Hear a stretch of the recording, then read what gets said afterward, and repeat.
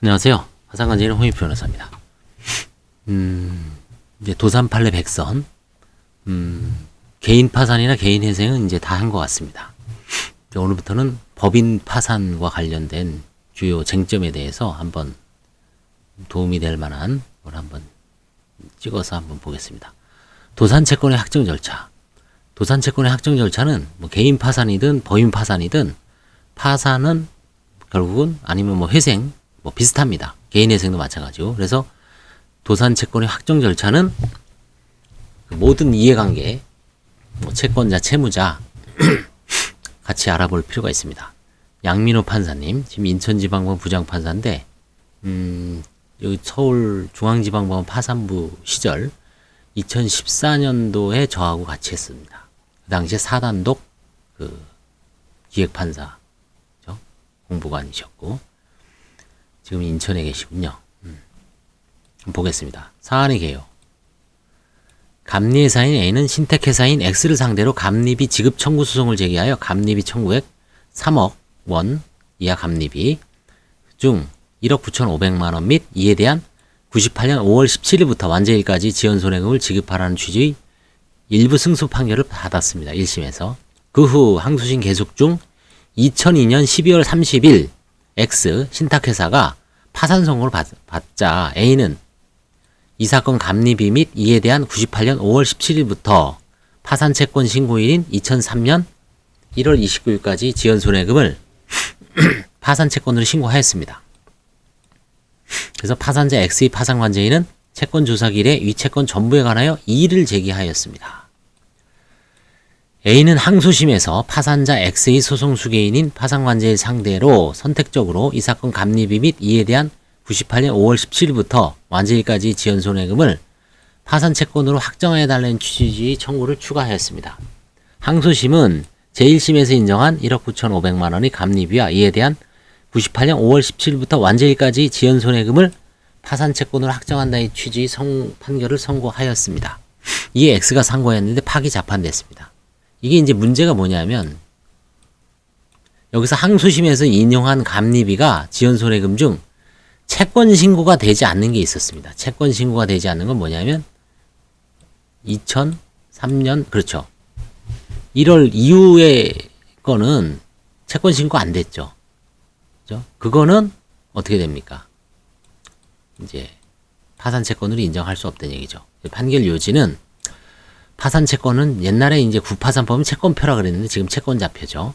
채권표에 기재한 사항에 관하여만 채권 확정이소를 제기하거나 파산 당시에 이미 계속되어 있는 소송을 수개한 후 채권 확정이소로 변경할 수 있으므로 채권 조사기일까지 신고하지 않는 채권을 새로이 주장하거나 채권표에 기재된 것보다 다액의 채권액을 주장할 수 없다. 따라서 파산 채권을 신고하지 않아 채권표에 기재되지 않는 권리에 대한 채권 확정이소는 부적법하다. 그래서 2003년 1월 29일 이후로는 채권 신고 안 됐기 때문에 그거에 대해서 무슨 뭐 청구 취지를 조사 확정 재판이나 아니면 그 수개된 소송에서 구하는 것은 부적법하다. 그리고 파산 채권 확정을 구하는 소에서 파산 채권 신고 여부는 소송 요건으로서 직권 조사 사항이다. 그래서 채권 신고가 얼마나 중요한지 알 수 있죠. 채권 신고 조사 확정입니다. 구파산법은 의결권이 유무나 배당의 순위에 있어서 일반 파산채권과 구별되는 우선권이 있는 파산채권과 후순위 파산채권이라는 개념을 마련하였고 지금은 없습니다만 우선권 있는 파산채권이나 후순위 파산채권이 포함되어 있는 경우 파산채권자의 채권신고, 채권조사, 파산관제의 인부, 채권표 작성 등 파산채권 확정에 필요한 일련의 절차에서 모두 그 구분을 반드시 표시하도록 요구하고 있으므로 파산관제인 등의 이의가 있어 파산채권 확정이소를 통하여 채권이 확정되는 경우에도 우선권이 있는 파산채권이나 후순위 파산채권이 포함된 때는 그 구분 또한 파산채권 확정이소에 있어서 확정이 대상이 되므로 판결 주문에서 그 구분을 명확히 표시해 줘야 된다. 판결 주문에서 우선권이 있는 파산채권인지 후순위 파산채권인지 그걸 명확하게 해주는 얘기죠. 자, 문제의 소재, 해설을 보겠습니다. 뭐 결론은 파산채권은 파산 절차에 의하지 아니하고는 행사할 수 없습니다. 이게 채무자회생법 422조입니다. 424조. 제가 지금 진행하는 사건 중에서 어떤 게 있냐면, 채무자가 이제 인천지방법원에 파산 신청을 했습니다. 제가 대리해서. 그랬더니 채권자 중에 한 명이 지급명령을 내린 겁니다. 지급명령. 자, 그럼 어떻습니까? 지급명령은 일반 민사법원에 제출하는 거죠. 근데 지금 파산 절차가 개시됐는데, 선고가 돼서 개시 중이니까 그 지급명령은 부적법 각하입니다. 변호사나 아니면 당사자가 424조 파산 채권, 너가 지금 주장하는 지급명령 채권은 지급명령으로 할 게 아니라 파산 절차에서 채권 신고일에서 파산관제인이 인정할 것인지, 인정하면은 이제 채권이 확정되는 거죠. 소송을 할 게 아니다. 그래서 딱 한 줄만 쓰면 됩니다. 답변서는. 채권자의 이 사건 지급명령은 채무자회생 및 파산에 관한 법률 424조에 위반돼서 424조에 의하면 파산 절차에 의하지 아니하고는 행사할 수 없으므로 부적법 각하해야 합니다. 라는 취지로 간단하게 써내면 됩니다. 그 지급명령을 받으신 분들은 그걸 참조하십시오. 424조.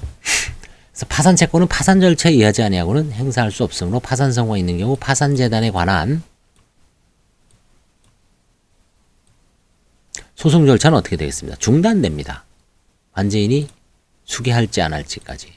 그러므로 파산 채권을 보유한 채권자가 파산 채권자로서 권리를 행사하기 위해서는 채권 신고, 조사, 확정의 절차에 따라 그 권리 내용이 확정되어야 합니다.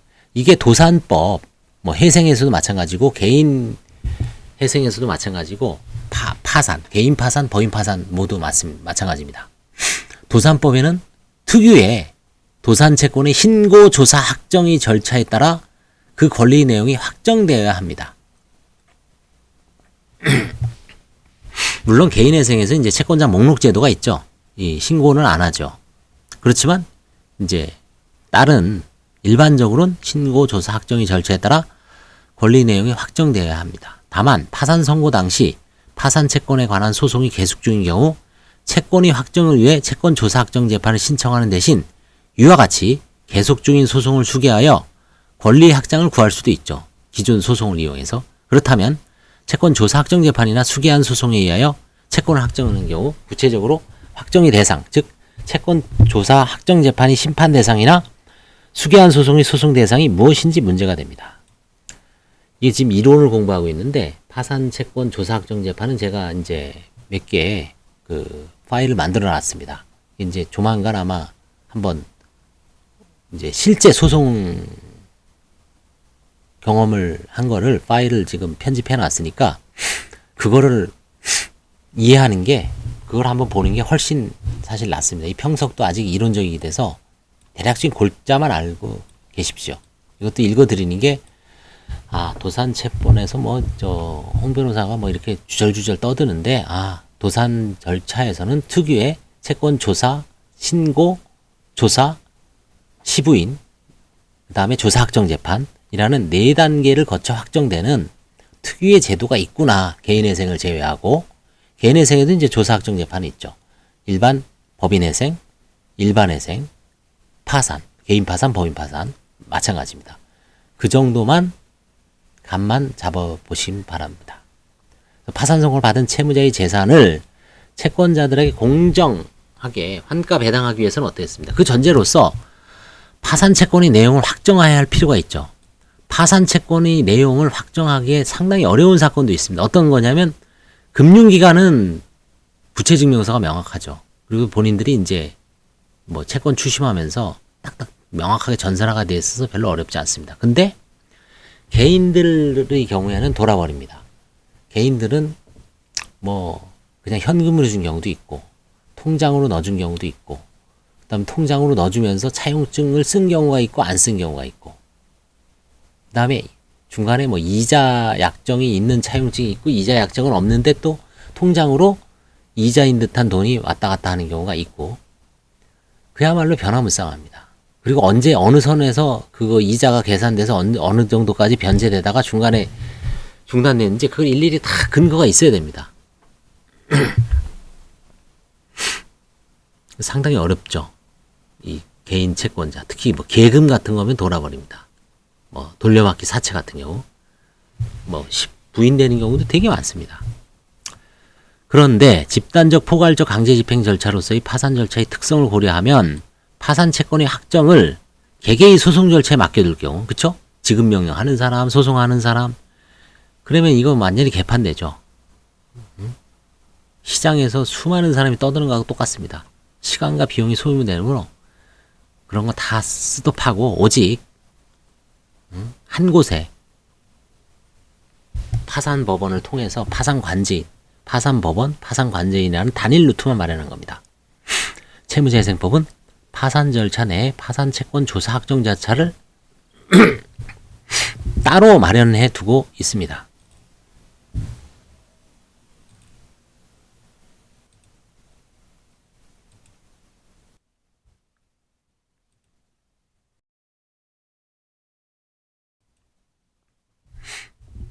이를 간단하게 살펴보면 다음과 같습니다. 즉, 파산 절차에 참가하고자 하는 채권자는 법원이 정하는 기간 내에 채권액 및 원인, 우선권의 유무, 후순위 파산 채권의 구분 등에 관한 사항을 신고하여야 하고, 법원은 이와 같이 신고된 사항을 기재한 파산 채권자표를 작성해야 합니다.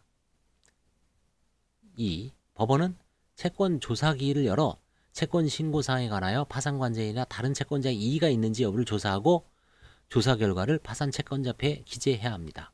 그래서 채권 조사기일에는 반드시 직접 채권자나 파산관제인, 채무자 직접 출석해야 됩니다. 뭐 서면으로 이의하고 이런 건 안 됩니다. 배당 이의하고 똑같습니다. 직접 나와서 말로 해야 됩니다. 다만 그 결과는 파산 채권자표에 이제 반영을 하죠. 미리 하는 경우도 있고요. 3. 파산관제인이나 다른 채권자의 이의가 없는 채권은 그 채권액, 우선권의 유무, 후순위 파산 채권의 구분에 관해 신고된 내용 그대로 확정되고, 이의가 있는 채권에 관해서는 간이하고 신속한 결정 절차인 채권 조사 확정 재판을 통해 채권이 존분한 그 내용을 확정합니다.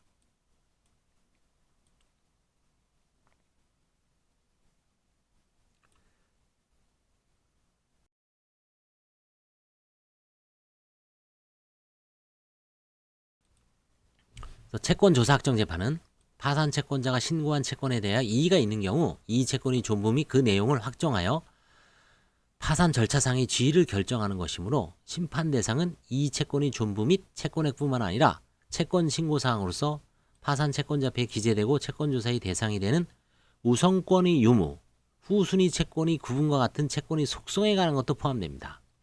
파산에서는 우선권의 유무가 있는 게 지금 현행법상 없습니다. 사실은. 근데 개인회생에서는 우선권이 있는 개인회생 채권, 일반 개인회생 채권, 후순위 개인회생 채권, 이게 3단계로 딱 나눠지기 때문에 우선권이 있는 개인회생 채권하고 일반의 개인회생 채권은 명확하게 구분되기 때문에 만약에 그 여부가 다퉈질 때는 그 채권의 속성에 관한 것도 순위에 영향이 있죠. 내가 먼저 앞서서 배당을 받느냐 아니면 뒤쳐져서 받느냐 큰 문제이기 때문에 그것도 반드시 신고해야 됩니다. 결국 채권 신고, 조사 확정 재판에 의한 채권의 확정은 동일한 대상을 둘러싸고 단계적으로 행해지는 거죠. 일단 채권 신고에서 문제가 되죠. 그 다음에 관제인이 조사하면서, 저희도 이제 관제인이 조사하면서 어떻게 하냐면, 뭐 파산 선고 후에 이자는 후순위 채권으로 시인함이라고 딱 써야 됩니다. 부인할 수는 없습니다. 파산 선고 이후의 이자는 후순위 채권입니다. 그 다음에 뭐 벌금, 과태료, 추징금을 만약에 세무서가 신고했다. 그것도 일반 파산 채권은 아니죠. 후순위 파산 채권으로 시인할 수는 있습니다. 후순위 파산 채권은 선순위, 일반 파산 채권이 다 배당이 되고 나머지가 있을 때는 후순위 파산 채권한테 또 배당되는데 뭐 거의 드뭅니다. 그런 경우는 간혹 있지만 아주 드뭅니다. 드문 사례라고 할 수 있습니다. 같은 맥락에서 채무재생법 역시 파산 채권자는 파산 채권자 표에 기재된 사항에 관하여 채권 조사 확정 재판에 신청을 할 수 있다라고 규정하고 있습니다. 파산 채권자표에 기재되지 않는 사항은 채권조사확정재판이 심판 대상이 되지 않을 뿐더러 채권조사확정재판이 당사자 사이에서 파산 채권자표에 기재되지 않는 사항이 확정된다면 그 당사자가 아닌 다른 채권자 등이 관여 없이 권리가 확정되는 것이어서 다른 채권자 등이 이의권을 침해할 수 있기 때문입니다. 그래서 파산 채권자표의 기재가 아주 중요합니다. 그래서 파산 채권자표에 기재도 안 되는데 인정했어. 그러면 문제가 되죠. 나아가 대법원은 추한 신고의 적법 여부는 채권 신고나 조사의 대상이 아니고 채권 조사 절차 또는 채권 조사 확정 재판 절차에 의한 확정의 대상이라고 볼 수도 없어 추한 신고가 추후 보완 요건을 구비하지 않았다는 것을 사유로 하는 채권 조사 확정 재판은 허용되지 않는다는 입장입니다. 다만 파산 채권자표에 기재되어 있는 권리와 급부의 내용이나 액수가 같고 청구의 기초가 동일하지만 그 발생 원인을 달리하는 것과 같이 사회 경제적으로 동일한 채권으로 평가되는 다른 권리의 확정을 구하는 것은 허용되고 있습니다. 파산 선고 당시 이 채권에 관하여 소송이 계속 중인 경우에는 채권 조사 확정 재판을 거치는 대신 계속 중인 소송을 추계하여 이 채권의 존부 및 그 내용을 확정하도록 되는데 이는 이 채권에 관한 소송이 계속 중임에도 새로이 조사 확정 재판을 신청하도록 하는 것은 비용과 시간의 측면에서 비경제적이죠. 그래서 종래 소송의 결과를 무시하는 것이 되어 불합리하기 때문에 기존 소송을 이용하는 겁니다. 예를 들어서 여러분들이 채무자가 파산 신청을 하고 있는데 본인이 파산 선고 전에 파산 절차 진행 중에 대여금 소송을 하고 있습니다. 근데 관제인이 이제 채권 시부인을 하려고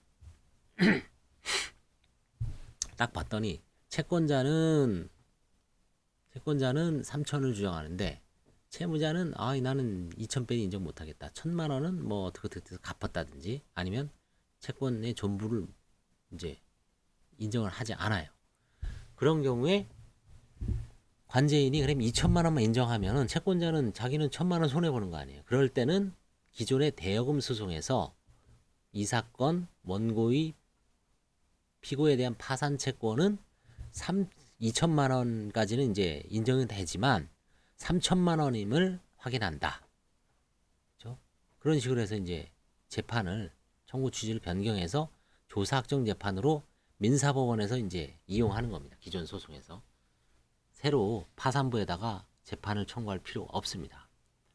이에 따라 파산 선고 당시 이 채권에 관한 소송이 계속 중이어서 이를 수개하여야 함에도 채권 조사 확정 재판을 신청하였다면 이 명청한 짓이에요. 부는 부적법하다. 그래서 채권 조사 확정 재판이 되게 어렵습니다. 사실은. 변호사들도 이거 훈련이 안 돼 있으면 어려운데 일반인들도 이제 채권 조사를 하면 잘 이해를 못 해요. 그냥 관제인한테 신고하면 다 돈 주는 줄 아는데 그게 아닙니다. 관제인이 나름대로 아까도 말씀드렸듯이 이자가 있는지 없는지 순위가 맞는지 안 맞는지 보통 순위가 맞죠.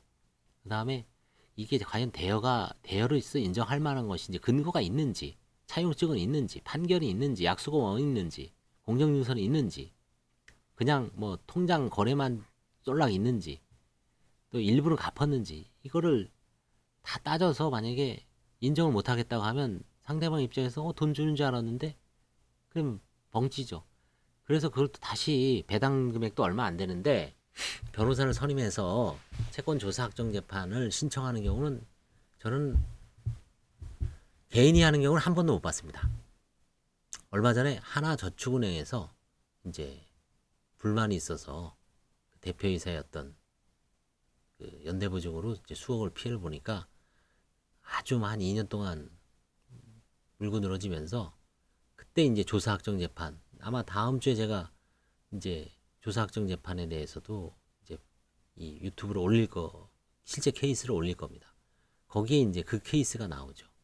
워낙 드뭅니다. 조사 확정 재판. 그 다음에 이제 거의 한 10몇 년 만에 연수원 동기 아시는 형님이 인터넷으로 검색을 해보니까 제가 파산관제인으로 활동하고 있으니까 자기가 무슨 뭐 이제 그 양반이 이제 로펌에서 큰 사건 주로 법인 자문을 해주는데 조사 확정 재판이 걸린 거예요. 인정을 못하니까 조사 확정 재판 해야 되는데 이게 뭐 로엠비 들어가면 이제 서식은 있는데 뭐 소장도 없고 뭐 청구치도 없고 기재례도 없으니까 저한테 연락 왔더라고요. 그래서 저도 뭐 그냥 이것저것 큰 자료는 없어서, 많은 자료는 없어서 대략적인 거 몇 개 이렇게 이메일로 보내줬습니다만, 이게 이제 기존 법조인들도 당황하죠. 그래서 기존에 있는 소송은 소송을 이용하고, 소송이 없는 경우에만 채권 조사 확정 재판을, 개인회생에서도 이거 많이 물어봅니다. 개인회생도 조사 확정 재판으로 이의기간 안에 제기를 해야 됩니다. 이 채권의 확정을 위해 계속 중인 소송을 추계하는 경우, 이는 채권 조사 확정 재판을 대신하여 계속 중인 소송 절차를 이용하는 것이므로, 소송의 대상 역시 채권 조사 확정 재판의 심판 대상과 마찬가지로 보아야 한다. 채무재생법 역시 파산 채권자는 파산 채권자표에 기재된 사항에 한하여 소송을 추계할 수 있다라고 규정하고 있습니다. 파산 채권자표에 기재되지 않는 사항에 대해서 소송에서 뭐 청구 취지를 확장하거나 다 무용한 짓이에요. 채권자표에 기재된 사항에 한하여, 아까도 말씀드렸지만 3천만 원을 주장하는데 채무자는 2천만 원까지, 관제인이 2천만 원까지 인정한다. 그럼 그 나머지 1천만 원을 더 받기 위해서 기존 대여금 소송에서 그것만 인정할 수 있어요. 근데 거기서 무슨 또 뭐 이자가 나오거나, 이런 이자 약정이 없는데 이자를 새로 주장하거나, 아니면 언제부터 언제까지는 무슨 뭘 파산 선고위원회는 또 후순위 채권으로 뭐 인정을 받아야 되겠다든지, 그런 거 다 소용이 없습니다. 따라서 채권 조사 절차를 거치지 않은 채 한 소송 수개 신청은 부적법합니다. 이것도 되게 중요합니다. 반드시 채권 조사 절차를 먼저 해야 됩니다. 그럼 대여금 소송에서 여러분들이 이제 채권자로서 대여금 소송하고 있는데, 관제인이 채권 조사 절차를 할 생각을 안 해요. 왜? 아직 환가가 안 돼서. 그런 경우가 있습니다. 저도. 우리나라에서는 채권 조사 절차를 거치는 사건은 배당하기 위한 사건입니다. 세금만 내는 경우도 채권 조사를 안 하죠. 그래서 채권 조사를 하는 사건은 전체 사건의 10%도 안 될 겁니다. 한 5%? 근데 내가 지금 대여금 사건을 하고 있는데, 관제인이 뭐 파산재단에 어떤 땅이 안 팔렸다는 이유로 전화를 해보면 채권 조사 절차를 할 생각은 안 해요. 그런데 나 이 대여금 소송 계속 끌고 나갈 수가 없잖아요. 그때는 대여금 사건의 판사님한테 지금 현재 서울 회생법원에 있는 채무자의 피고죠. 사건이 채권 조사 절차를 진행해야 되는데 아직 환가가 안 돼서 채권 조사 절차가 진행되지 않고 있습니다. 따라서 채권 조사 절차를 거치지 않으면 이 사건 소송 수개 신청도 관제인이 할 수 없기 때문에, 아니면 채무자가 관제인을 상대로 이제 수개해서 이의를 할 수도 없죠. 부적법합니다. 그렇기 때문에 그때는 소송을 잠시 중단시켜서 조사 확정 재판, 아니 채권 조사할 때까지 스탠바이 시켜야 됩니다. 그게 이제 이해하기 어려운 또 하나의 측면이죠. 이거는 결국은 방법이 없어요. 이런 문제가 있으면 변호사를 찾아가서, 그것도 아무나 변호사가 아니라 이걸 알고 있는 변호사를 찾아가서 차분하게 이제 자문을 얻거나 뭐 사건을 수임해서 헤쳐나가는 수밖에 없습니다. 아니면 뭐 어떤 기본적인 변호사를 선임하면 그 변호사도 이제 그때부터 어렵지 않기 때문에 이제 공부를 하거나 아는 변호사한테 또 전화를 해서 일단 수임하고서 이제 리서치를 하면은 충분히 헤쳐나갈 수 있기 때문에 뭐 변호사를 선임하면 충분히 아마 가능할 겁니다. 채권 조사 절차를 거쳤더라도 이의가 없는 채권에 관해서는 채권 조사 확정 재판을 신청할 수가 없습니다. 이것도 중요하죠. 이의가 있어야 돼, 반드시. 채권의 확정을 위한 소송 수개 신청도 할 수가 없습니다. 이 채권의 확정을 위해 소송 수개 신청을 하였다면 청구 취지 역시 파산 채권의 확정을 구하는 것으로 당연히 변경해야 되죠. 아까도 말씀드렸지만 3천만 원인데 2천만 원 빼 인정 못하겠다. 그러면 파산 채권은 3천만 원임을 확인한다. 그렇죠? 그래서 이 대법원은 대상 판결에서 이제 이러한 법리를 구체적으로 밝히고 있습니다. 그래서 좀 채권 조사 확정 재판, 채권 조사 확정 절차가 가장 사실은 일반인들 입장에서 가장 어려울 거예요. 재미도 없고 잘 모르고 그쵸. 일반 소송 절차도 잘 모르는데 뭐가 어쩌고 저쩌고 떠드는데 결국은 어렵다라는 것만 알아둬도 되죠. 아 이게 어렵구나. 뭔가 누구한테 가서 물어봐서 대처를 해야지 그냥 뭐 무대뽀로 그냥 뭐 채권 신고하고 이러면 안 됩니다. 예. 잘 자문을 얻어서 상담을 받아보시기 바랍니다. 감사합니다.